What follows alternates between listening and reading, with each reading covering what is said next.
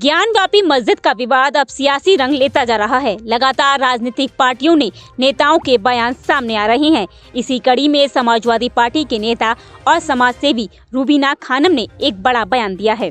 उन्होंने अपने ही धर्म गुरुओं और उलेमाओं को नसीहत दी है कि कब्जे की हुई जमीन पर नमाज पढ़ना इस्लाम की नज़र में हराम है।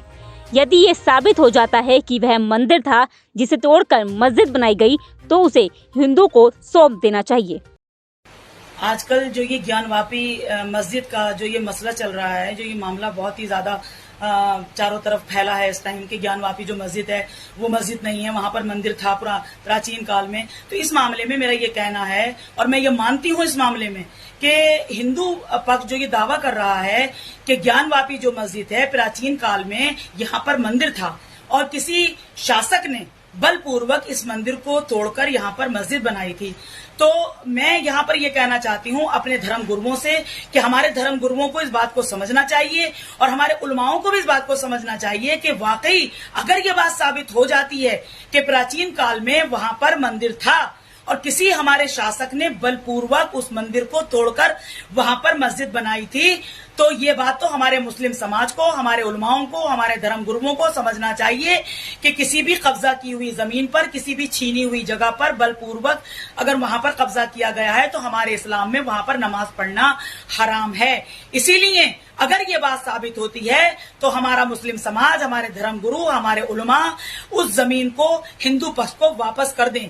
लेकिन इसके लिए मैं भारत सरकार से ये अपील करती हूँ, ये गुजारिश करती हूँ कि वो माननीय सुप्रीम कोर्ट के जरिए इसकी उच्च स्तरीय और न्याय के तरीके से इसकी जांच कराएं। और अगर ये दावा सही निकलता है तो ये जमीन हिंदू पक्ष को जानी चाहिए, और अगर ये दावा गलत निकलता है तो फिर हिंदू पक्ष को ये दावा अपना छोड़ना होगा शांतिपूर्वक तरीके से, और ये जमीन मुसलमानों को मस्जिद के लिए वापस मस्जिद ही रहने देनी चाहिए उन्हें, और उन्हें इसके लिए कोई हंगामा नहीं कर। वहीं समाजवादी पार्टी के अध्यक्ष अखिलेश यादव ने इस मामले में बयान देते हुए कहा कि बीजेपी कुछ भी कर सकती है और करा सकती है। एक समय रात के अंधेरे में अयोध्या में मूर्तियां रखवा दी गई थी। साथ ही कहा कि हमारे हिंदू धर्म में यह है कि कहीं पर भी पत्थर रख दो, एक लाल झंडा लगा दो, पीपल के पेड़ के नीचे तो मंदिर बन गया। ये कोर्ट का मामला है।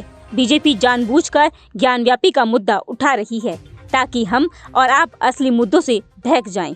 बीजेपी अपनी बड़ी बड़ी साजिशों को छुपाने के लिए ज्ञानव्यापी का मुद्दा बढ़ा रही है।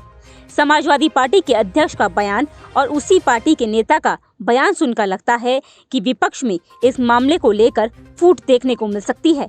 Bureau report, next 9 news nation.